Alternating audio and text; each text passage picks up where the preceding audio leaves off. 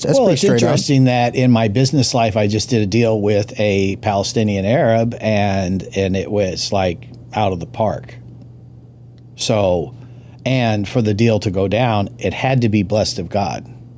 You have to remember, it's God that gives you the ability to create wealth with your hands. It's God. So it's either God. So God blessed it. So my point is, and it's like a lot of the stuff we do. I had people say, "Oh, don't do that." They love us. They're trying to protect. I knew it was a test, and it involved other business friends of mine. And I said, "I think we should do this." And they followed my lead. I don't strong arm people. I just make a suggestion. You want to do it or not? And but it was a great lesson. But here's the thing. You have 613 laws in the Bible. In Hebrew, it's mitzvot. 613. And when Jesus came, he narrowed them down to two. And the two is, love the Lord your God with all your heart, with all your might, with all your mind, and all your soul. Okay, love the Lord your God. So you first of all have to love God. So what that means is if you love God, then you love what God loves. God loves all people. He doesn't love the Jews more than the Gentiles or the Arabs. He loves all people. All people, regardless of bloodline and color and gender, are created in his image. That's it. So that's why the Satan is attacking all this gender identity. All of it is race baiting for political control. That's it. It's all it is. It's real obvious. It's as old as, it's just old political dirt and, that's why I work with governments, but I'm not political. I mean, it's so corrupt. It's terrible. So, and I'm not just talking the United States, I'm talking about everywhere. It's the nature of it. So it's all race baiting. But God says, if you're going to be right with God, then you have to love me, and then you have to love yourself, however I sent you here. If I sent you here black, red, yellow, white, male, female, Jew, Arab, it doesn't make any difference. However I chose, I'm the creator. I chose to send you in that package because I need your call, which was created beforehand, that workmanship according to Ephesians that was created beforehand. I created you for that, and you needed to be a black woman to do that call. That's who you are.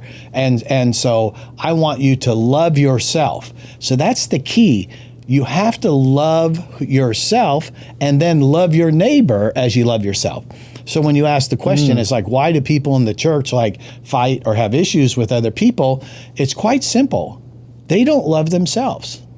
And when you don't love yourself, you're critical and you fight against other people.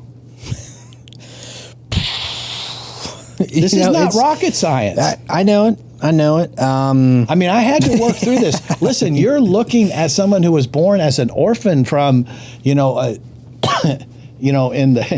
was born in Skid Row in Los Angeles as an orphan, so I had to work through some stuff. I'm so glad I was raised in an extremely multiracial neighborhood and school, so I was forced to have to learn how to interact, but most of all, treasure all the different people.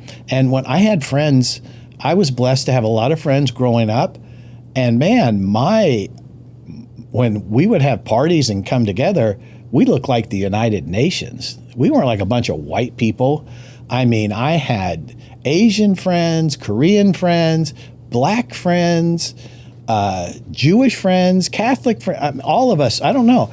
We were blessed. I went to a very large high school, and we were just a group of people, and we had some things in common. We all loved to surf. And we all liked going to the beach, and we all liked to party. It was a party time. I mean, it was the 70s. But it was I look back on it and I think we were so healthy because we all had each other. And one of the things about it is in my neighborhood that I grew up in, that's where the Crips and the Bloods started. I mean, if you know a little bit of the history of Los Angeles and the riots, all that stuff started in Inglewood and Compton. And so that's where I grew up. I mean, I grew up Westchester, Inglewood. I was on the edge of it. But we had gangs and we had lots of fighting and stuff that went on in my high school when I was growing up, you know, in the 70s. And, but my group that I ran with was, like I say, very multicultural group. And I just thank the Lord for it. I got sideways with the one of the black gangs, and my black friends were the ones that saved me from them trying to harm me. But I had so many black friends, the black friends said, no, leave them alone. See, so, I mean, it's just like, I don't know, I was blessed by my parents, Ray Landry and Rita Landry.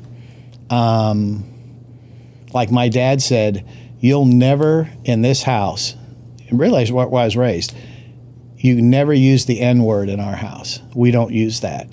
And you will not be prejudiced against people because of their color. So I had that from my father. And one of the jobs I had in the summer, I worked at a gas station in Los Angeles. He got me a job that was connected to one of the body shops he worked in. And the whole staff of that gas station were black men. I was the only white kid. And I worked there for a whole summer. And it was in an area, it was primarily black people. So I had to learn how to adapt into the culture. But my dad did that on purpose. And the reason that they honored and liked me is because in my heart, I wasn't prejudiced against them. People smell that prejudice. And so I think when you're born again and you're going to love God with all your heart, you need to love what God loves. And God loves all people. So in this, God loves the Arab people and he loves the Jews. He doesn't love one more than the other. But you also have to remember this. He's a covenant-keeping God. So when he divided up the land of Israel in the 12 tribes, those belong to the 12 tribes of Israel. Because God is not a man he should lie. But Ishmael, if you look at the map, the Jews got New Jersey, and Ishmael got almost half the other part of the world. So they are blessed. Wow. But we also need to understand that it's really all about having the love of God. And then if you love yourself, you'll love others. Hey guys, if you love this clip and wanted to listen to the full conversation, all you have to do is hit the link at the top of this video's description. And oh yeah, before you go, do us a favor, do yourself a favor, hit that subscribe button on your screen right now so that you're able to get notifications every single time a new Clips video drops. All right, I'll see you in the next clip.